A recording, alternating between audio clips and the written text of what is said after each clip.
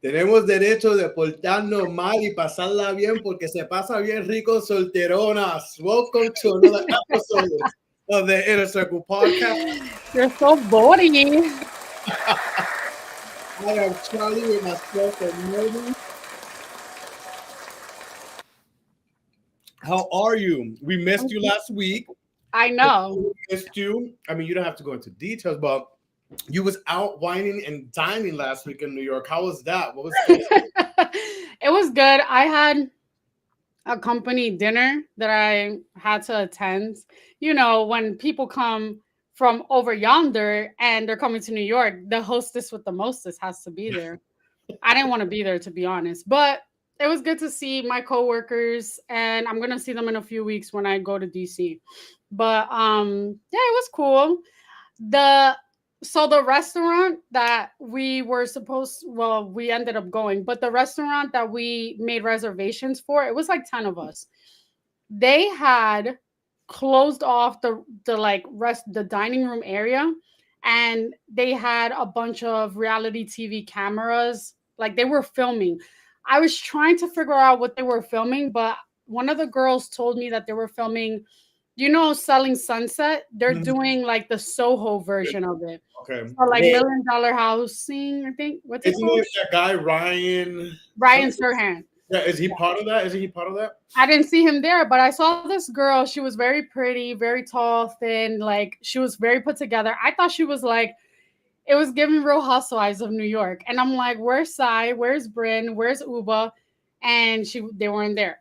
But that took a minute. They're filming right now. They obviously filmed it. I don't know if they were like staring at us because we were staring at them. And I'm like, I'm ready for my close-up. And the waiver. Yeah, exactly. Where's the NDA? Because I will sign. But then they sent us to like a separate room where we got to eat there by in our own group. It was cute. It was fun. One thing that I can't stand about like ordering steak, I love steak. Steak and lobster is my jam. But I got a refined palate as I've gotten older. I'm not doing well done anymore. That's like childish shit. That's rookie moves. But I order like medium or medium well. Sometimes it just depends on the type of steak. And this steak was, when I tell you it was fucking bloody, it was like super rare. I don't like it too blood like that. And then I just soy una pendeja where I get scared to like send it back. Like, I feel so bad. And I was just like, it's okay. And my coworker decided to eat the whole steak because I was okay, I remember you telling me this. I told you the tea.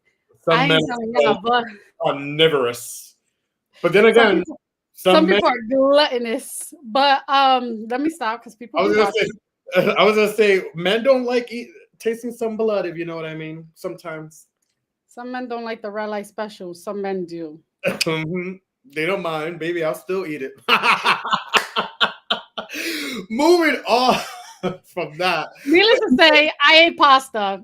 Anyways. But then you went to another restaurant that day, that week with our good Judy. How was that? So it was an Indian restaurant, right?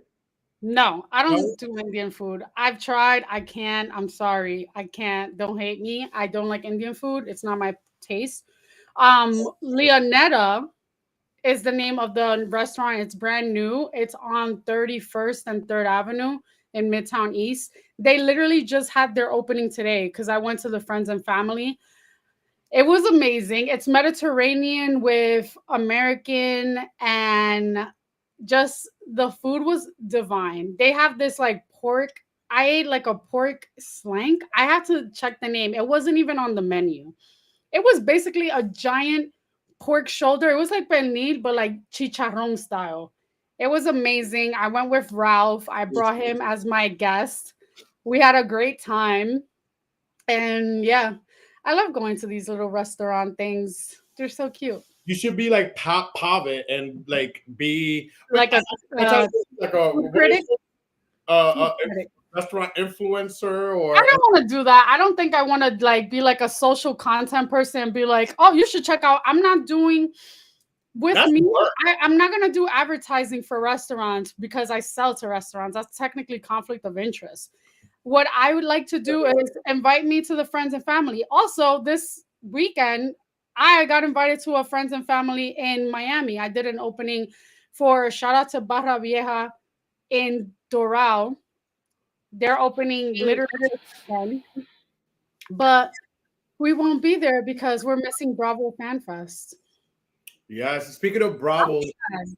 I just gotta say, like, well, let's just call it a mini BravoCon. They didn't want to go full scale, but it's still like a mini BravoCon, and they're testing the waters. It doesn't take Stevie. I mean, even Stevie Wonder could see that. I feel like they're testing the waters also for Miami. Although it was officially announced that BravoCon will be back next year, back in Vegas. Damn, New York. New York is a pretty penny, so they definitely don't want to do Yeah, it here. it's a hell no to the Javits Center. Yeah, listen, RuPaul, Bravo's taking notes, just like RuPaul took notes from Yeah, doing the drag con over here. But it sucks because this is where we're from and it's convenient for us. But BravoCon is definitely coming back officially next year in Vegas. But I feel also they're testing the waters in Miami to see how it works, maybe for the future. that and also I feel like they're trying to bring more notoriety to Miami because Real Housewives of Miami got popular coming back, and it was at the in Peacock, the Peacock app, but they moved it to Bravo, and like they still don't have a huge following like they do with the other places, like the other franchises. So that's probably why they're like trying to bring attention to it. I'll say this: Miami last season, Miami's numbers is doing better than some of these shows. New Roni, York. but a show that is very good, and I see the ratings fluctuating, but it doesn't take away that at least social media wise and fan wise, people are raving about it. And I know Bravo and the analytical people and all that look into the just not the numbers, but also the response. Yeah. Salt Lake City, it's my girl. That's my girl. Salt Lake City is so good, and I say that and I put it in my notes because this is this is coming from Salt Lake City from the get was crazy. The Jen Shaws of it all, whether you liked her or not, it was just like, wow, is this really happening? This fucking like really good reality TV. Like this is really happening. Yeah. And when you thought like, okay, yeah, when you thought, okay, Jen Shaw's going to jail, how do we move on? The Monica of it all. Then she didn't come back because some of those prissy bitches, oh, I don't want to film, blah, blah, blah with her. So we have Monica not coming back. And then you think to yourself, well, how are we going to move on from this? Because they were so good. And then we have like the Bronwyns. This season is good. It's giving. I don't know if you've seen the latest episode. I feel like you may have opinions about the husband. I think I don't know if it was the latest episode, but I have opinions about old father time Todd. That's what I mean, Bronwyn's husband. A Ese lot viejo. about him. He's A lot of very like she's so eccentric and like so bubbly and lively and like full of color, and he's so like farty and like boring and mean the way he he's talks. very mean. I didn't think that he needed to like tell Lisa, well, it wasn't even Lisa Barlow, John Barlow, oh, you should, if you don't get Lisa all the way together, you guys can go back home. That's crazy. I mean, listen, I yes and no, because in ways that kind of I wish a man kind of stood up for me like that. Like, you know me, you know my love lives, and you know I've said I want someone to have my back. I want a man like that. I want a man like that too, because it's very hard. Like, I hate a man who's gonna like from the sidelines give his opinions but not like stand up for me. That's bullshit. You're doing fucking panty behavior. But But I don't. Again, besides that part I don't disagree with. Like he went, and at least he didn't go up. He went to the husband. Now, again, I don't know if you've seen latest episode. I haven't. Don't spoil it. And like the reaction, I listen to other podcasts, the Carlos Kings and other things, and I read comments, and it's like, yeah, the reaction. You're gonna see it, and you're gonna see it, and you're gonna feel awkward for Bronwyn. It's weird. It's awkward. It's awkward watching it. But I still love her, and She's a great addition. It just sucks sometimes when like the husbands act like that because it makes it uncomfortable for people to want to like I see film with divorce. her.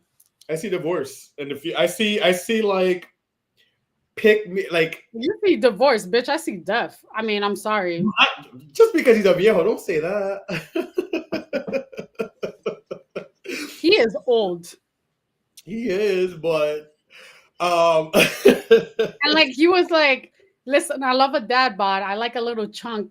But él estaba like he was like in his full glory, like in the pool. hey, I love a little confidence. What's wrong with being confident? Yeah, However I don't that want song to hear goes. like someone like that needs to wear a t-shirt and is afraid to take it Oh off. yeah, that's yeah, we don't like that. Like, No. but yeah, you got to watch the latest episode. So with anyone out there, Salt Lake City Housewives, it's really good. It's giving. I'm excited for it. But last week, last Wednesday to be exact, before the show, you wasn't on, but I went to the DMV. You know about this, and I don't know Uh-huh. if everyone else out there knows, but now starting in May 2025, I think all of United States, right, has to have this new real ID thing if you want to travel within the United States. Um, Within the United States or and within Canada, Mexico. what about Europe? No, you still need a passport for like Europe. Oh Your yeah. real ID plus your passport.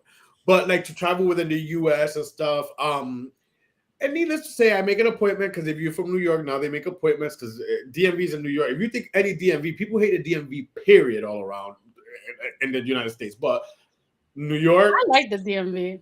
I oh, got friends in the DMV. listen, I'm glad for the new appointment system and stuff, and you still could sit there for a good 45 minutes to an hour. With that being said, I sat there Where'd for you do 45 minutes where'd you in do it Brooklyn. online? I sat there for 45 minutes to then go up and them tell me, this is the real ID. But Because of the star. don't you see the star or like the thing? Like you couldn't compare what a regular and what a real one looks like? Well, remember last time I went, the bitch clerk, because they love, these people they take their jobs too serious. I hope they're getting paid real good too. Because they take their jobs real serious, real serious. They They even do gave get my paid. poor grandmother trouble. And thank God everything panned out for her after a back and forth of me having to help her, birth certificate from Puerto Rico, and so on and so forth. My poor grandmother, but they gave me trouble last time when I brought the like everything you need for the points. It was like, oh no, this is it has to be a bill or a certain type of thing showing your address. Although I had other things showing my address, so I thought like, okay, no, I don't have it, but I guess they gave it to me still, and I didn't know this whole time. She showed me and she compared it to another thing, and it's that little ass star in the top corner. Well, I gotta see mine. I have to change my address too. Mine's is like super old. So there's that, but I have my Wait, real. where did you do the appointment online? Mhm. But I have my real ID, so I guess that's out the way. Now I have to work on my passport that's expiring in July, and we know we can't Of make this month? I mean of this year? of Of 2025. 2025. What is wrong with me today? I'm tired. Of this month? Of this year? Okay. Yeah, so July 2025. So I need to be strategic of when I order it too, because there's a time where you like don't have it, and it takes X amount of time to come But in. you get a paper, like an interim paper, no? Yeah, so I don't know. It's been a while since I ordered. I guess the last time I did it was 2015. So I don't know. I know it's updated, and I even know their passports look different now. They I look did like mine in I think in 2020 during COVID. Yeah, that they was look. I look so different. Ooh. Yeah, so we got to get that going. But speaking of passports, he has a song called Pasaporte on his new album. Rauw Alejandro just dropped his album this past Friday. And I immediately told you to listen to it. I was immediately surprised because when I went through his track list and seen it before it dropped, the and Bad Bunny. So I'm like, yes, a Bad Bunny new song. So obviously I listened to the album. What are your thoughts? You said you like a few songs, so I was curious as a cat to see what songs stood out for you and how do you feel about the album overall? Because I have my thoughts.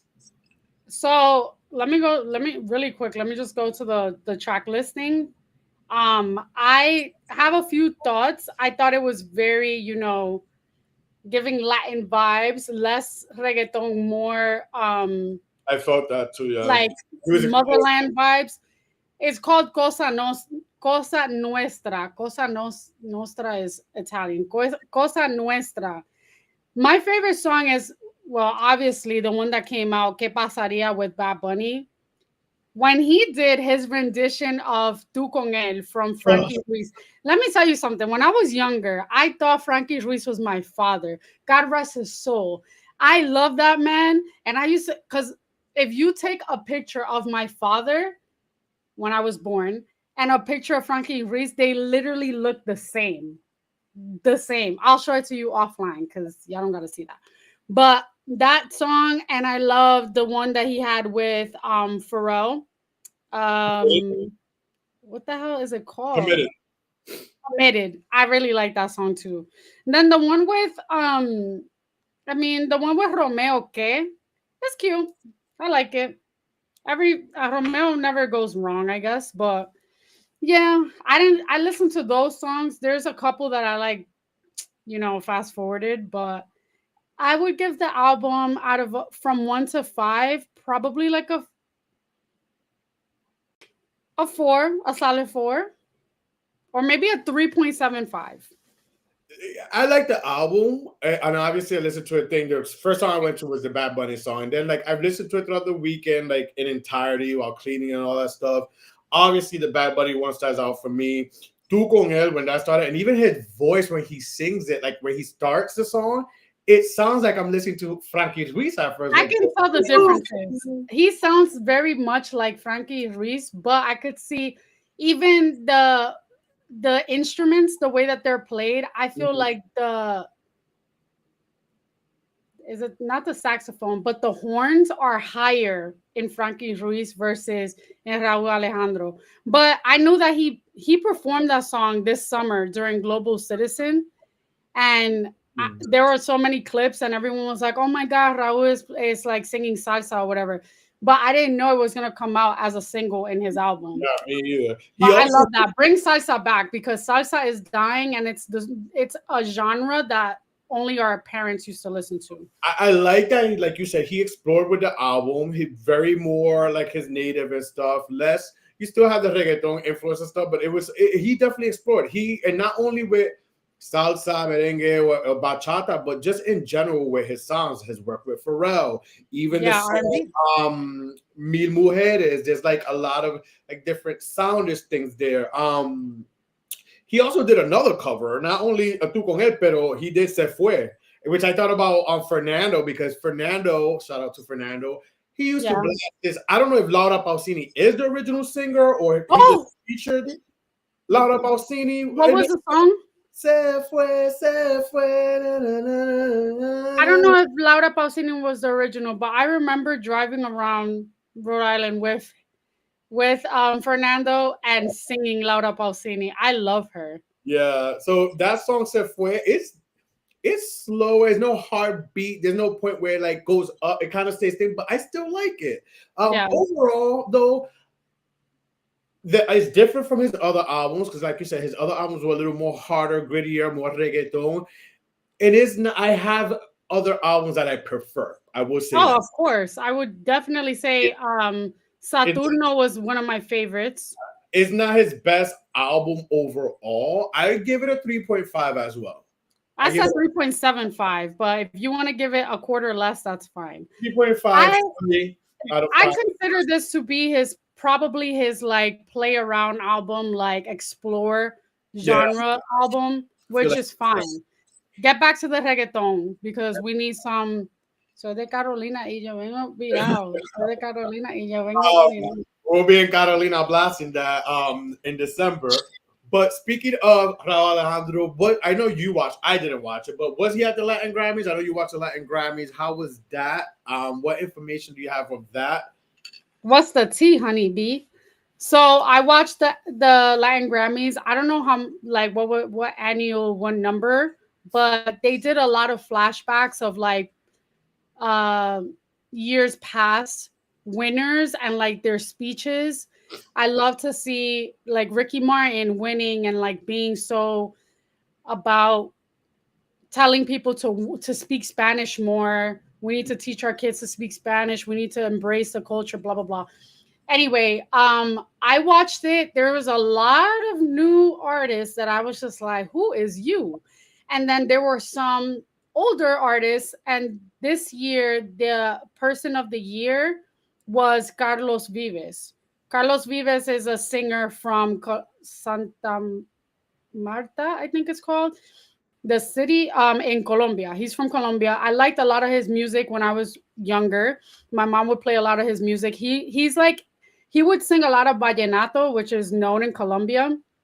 And he was there. John Bon Jovi presented the award to him because I think John Bon Jovi was the um, person of the year last year.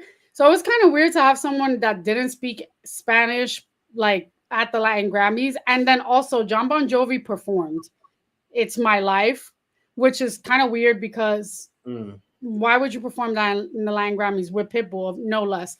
Anyway, I'm going to talk about the highlights. The highlight was the salsa, the homenaje de salsa, the homage that they did of salsa. I was so emotional because the songs were so like they did a part. They sang a song of Franklin Ruiz, of course. They brought out Grupo Nietzsche from Colombia, which I love Grupo Nietzsche because they salsa colombiana is like amazing. Then they also brought out, after 29 years of not being on stage together, they brought out Mark Anthony and La India. You know I love La India. You know I went to her concert. She spoke a little bit too much instead of singing. But I had, how old was I when that song came out? 1994? Five? Four and a half? I don't know. But I remember that song, Vivir lo Nuestro. Mm-hmm. That was the ultimate like karaoke song, like with a man and a woman. Mm-hmm. And yeah, I was like, I loved it. It was amazing. And they also had Tito Nieves too, which I saw him in concert a long time ago. He looks good. He lost a lot of weight. Other than that, I will say Karol G, I think she won a Grammy. Fade won a Grammy. I think he won a Grammy for Perro Negro. Bad Bunny won, but obviously he wasn't there. He doesn't like going. But ultimately, it was great. I really enjoyed it. I think the fact that they like did the homage to salsa is great because you don't really hear about salsa like that anymore. You have some people that will do, some songs of merengue like Karol G or Rosalia, but you don't hear people really bringing salsa back. That's why I appreciate Rauw Alejandro's album, but bring it back. Yeah, you don't have like salseros out there, like or current salseros, besides the icon ones or the older ones. Yeah, they could have brought out a lot more people, and I think it should have been longer. The little homage, they should have just cut Bon Jovi out of that. Like he didn't need to be there, but it was good. And then, really quick, Anita, she performed from New York, so they like satellite her in, or I guess she performed with this other Brazilian singer. I forgot his name, Thiago or something like that. They did an homage to Sergio Mendes, who was like a Brazilian compositioner who did a lot of songs. He worked a lot with Quincy Jones, who just passed away, God rest his soul, and Sergio Mendes just passed away as well. So, yeah, it was cute. A lot of the tributes were really nice. That's nice to see, and like I like Anita. I love Anita. Yeah. But moving on from music, how would you feel? Your ex-boyfriend got a blow-up sex doll of you after being like not together for a while.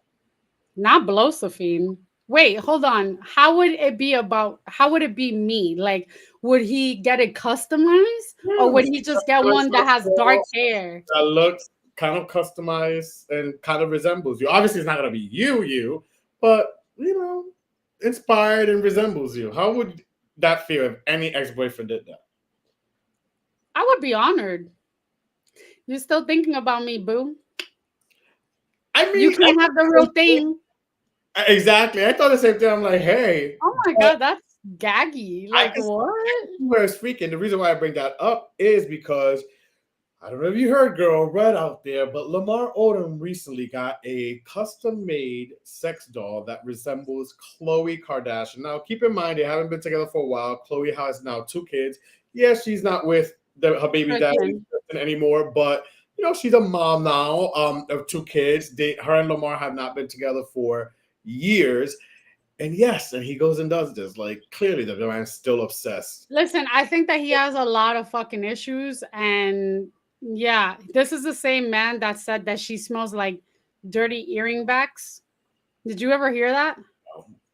He says she smells like earring backs. Do you know what earring backs smell like? That's It's disgusting. a thing. Yeah, that's what he says she smells like. Oh my God. Allegedly down there. To say that about your ex-wife or whatever, or your partner or whatever, that's crazy. And then to have a blow-up doll is even crazier. But then this is the same man that was found in brothels. Such is life. I expect no less. Listen, I again honored. My attitude would be honored slash, of course, can't get over me. Hard to get over me, but at the same time, it's a little freaky. It's a It little is. it's a little freaky, especially if I moved on and have kids. I think it's a little different for a woman. Maybe a man could be more man and like, and I don't want to bring man woman into it, but like we could maybe suck it up a little more. But I don't know. Part of me would feel like weirded out if I I have feel like had kids. have kids. No, Oh no. yeah, yeah, I yeah. would, if I've moved on and like have kids in my life now, I'm a dad or whatever, and I don't know. I'll feel a little. My thing is like it's 2024. We've evolved since the blow up doll. The blow up doll is something that people used to rock like back in the 70s, 90s, or whatever. You could just get the whole little set. Well, let me correct myself. It's not like literally like blow up. It's like a doll. Like Oh, I thought it was like the inflatable, I like don't have inflatable ones, like a doll. Like yeah. that's kind of crazy. Just get someone else. I wonder how much he paid for that. Pull the Reggie Bush, who ended up marrying and dating someone like shortly after he broke up with him and Kim Kardashian broke up. He literally got her doppelganger. Just do that. Right? I don't know. I just found that weird, and I'm like, it's interesting. I think we did. I don't know if we did a poll on the Circle page on Instagram, but I would have caught that. No, I don't think we did I that. found it very interesting. I don't know if that was a ploy or a way for him to like get her back, or like, hey, look at me, but I don't know. I don't think that's gonna get her back. Definitely wouldn't get me back. That's for sure. But speaking of showing your love in different ways and love languages, you posed a good question in our chats that we be having. Does your love language change with age? And that is a very good question. I've actually read the book, The 5 Love Languages. I'm looking around because I have books everywhere. But I actually read that book, which is an amazing book. And no matter what, I still, if you're in a relationship or with someone, I think it's cool and recommend like both the books together. Whether it lasts or not, but it's still a good tool to try. It's a great book. It's a great book not only for yourself, but I think for your partnership. If you are trying to make something work, and if you're single, at least you get to know yourself better. And while you're out there dating and exploring, you know what you're looking for better, and you know how to like analyze things better, and so on. So, Right. do you want to give the people out there the 5 love languages, and then we'll discuss, does it change with time? Are there 5? Because I always thought that there were only 4. But I will say love languages they don't pertain only to your significant other. It pertains to people like loved ones too. Because if you're just dedicating yourself and like pigeonholing your love language for someone you're dating, what about a sibling? What about your mom? What about your dad? Like it can't just be just that. So there are 5. So I'm gonna run down the list real fast. Acts of service. People with this love language feel loved when someone helps them out, even if no words or love are spoken. Quality time. People with this love language feel loved when someone gives them their full attention, such as silencing their phone during meals or engaging in activities they enjoy. Words of affirmation. People with this love language feel loved when they hear encouraging, appreciative, or reassuring words, either spoken out loud or through text. Physical touch. This is a big one that a lot of people like. People with this love language feel loved when they're hugged, kissed, held, or touched in other ways. Receiving gifts. People with this love language feel loved when they receive gifts that have emotional meaning, and when they feel that the gift giver is keeping their smallest desires in mind. So, as I've gotten older, my love language has always been quality time and Mhm. physical touch. But as I've gotten older, I think quality time will always probably be, like up there. But I'm kind of sort of shifting into the words of affirmation because I find myself reflecting previous relationships past, or like previous instances where I felt like I lacked something, and it was either reassurance or just words, and like words of encouragement and like supportiveness. um I think that your love language could change because there's always ways where you can like find or elevate the way that you love, the same way that you can change who you love, you can change the way you receive love. Yeah, when you pose a question, we were talking about like loosely talk about it. Again, it made me think, and it's like, and I agree. I think with time things could change, or evolve in a sense. Um, for me, physical touch is important and quality time. They're out up there for me. Right. But again, a lot of people have a little bit of everything. It's just some people maybe may like acts of service a little more. You Or know, gifts, or like, yeah, receiving gifts. it's all you know personal. It's all situational. But I think it could change for me. I think the love languages that I've had are still very much there and Mhm. important to me.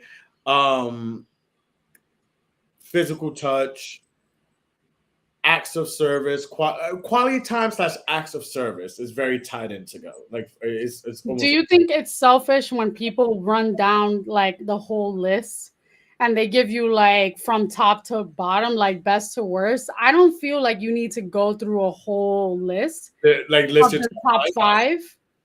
No, I feel like you should just have one or two that you enjoy the most. True, and most people do. I know I do, but there are some people that do list it, and I don't mind. I don't mind because then it kind of, if I'm interested in this person, it helps me kind of like know what they prefer. What What's their preference is like on top. yeah, like Yeah. and I could basically better focus on what they want more, or what they value more.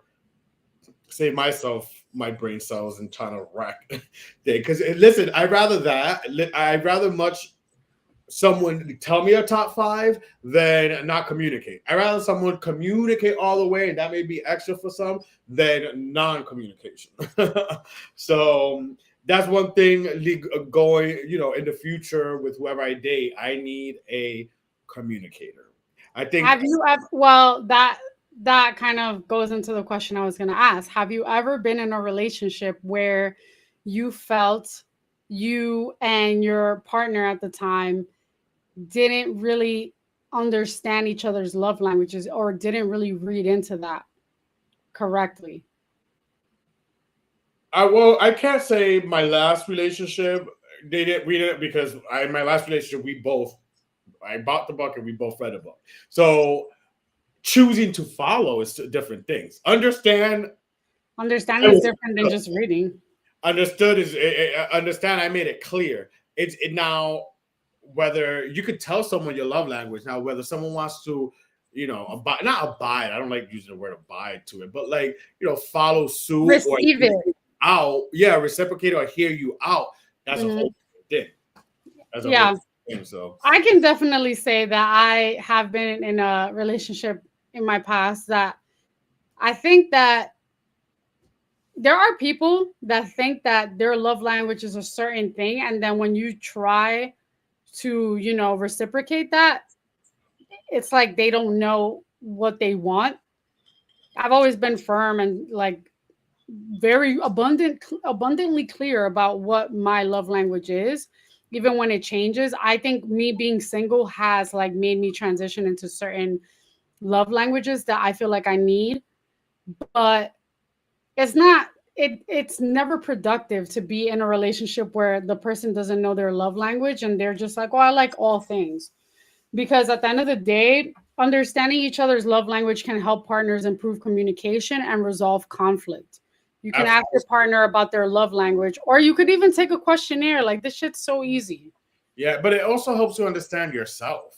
Like Mhm. even before, even if you're single, like understanding yourself and understanding what you want, where you're going, really does help because it will help with boundaries. It will help with what you will accept and not accept. Yeah. And it's easier said than done because I've been in situations before when it's repetitive. When you look back, it's like, okay, this person was kind of similar in dating style. Like, why did I do that?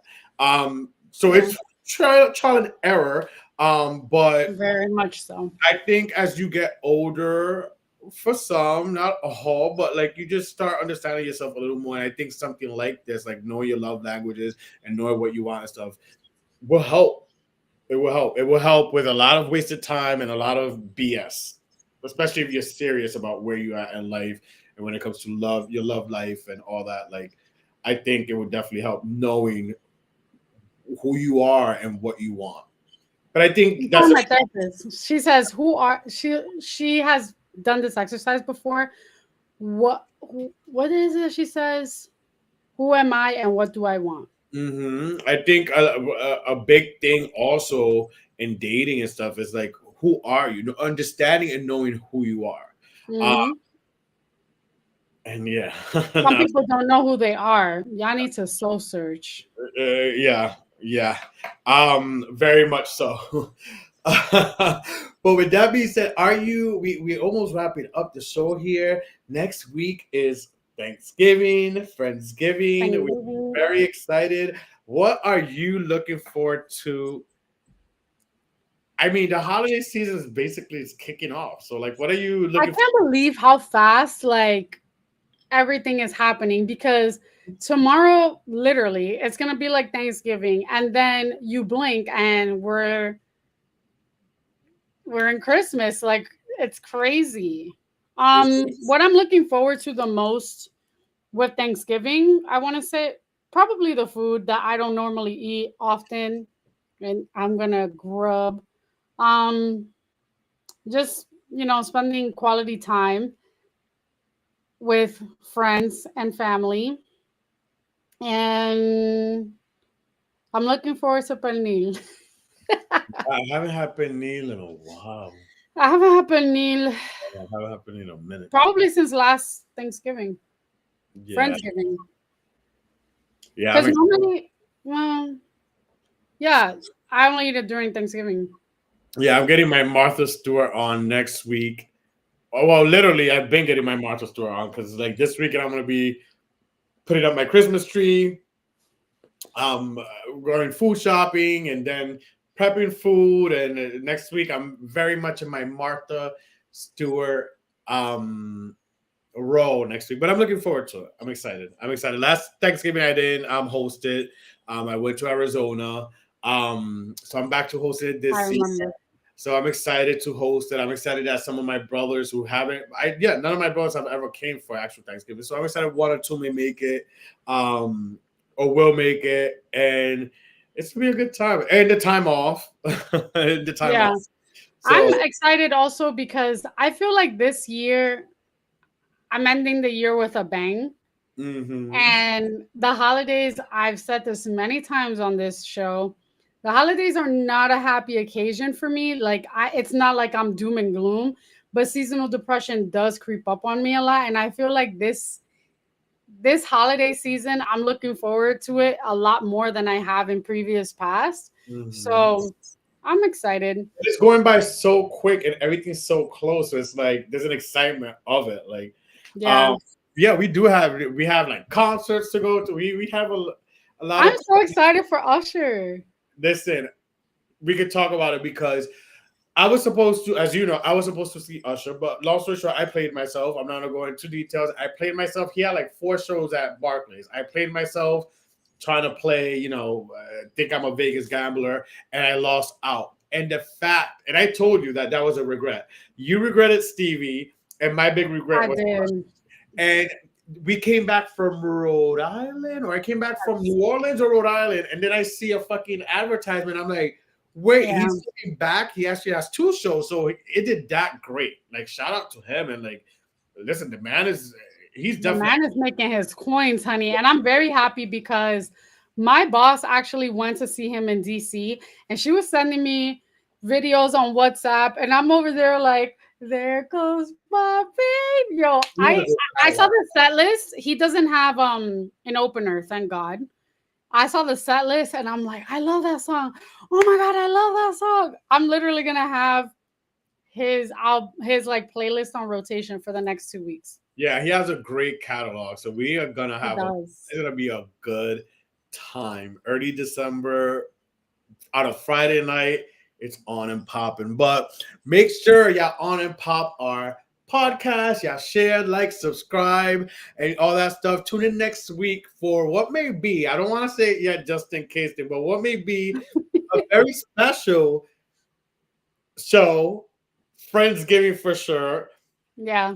We'll wait till next week to surprise you guys, but tune in for that. And yeah, catch us at the same place, same time. Thank you guys so much. Again, make sure to subscribe, like, share. It really means a lot. Rate, and we'll see you guys next week. Adios.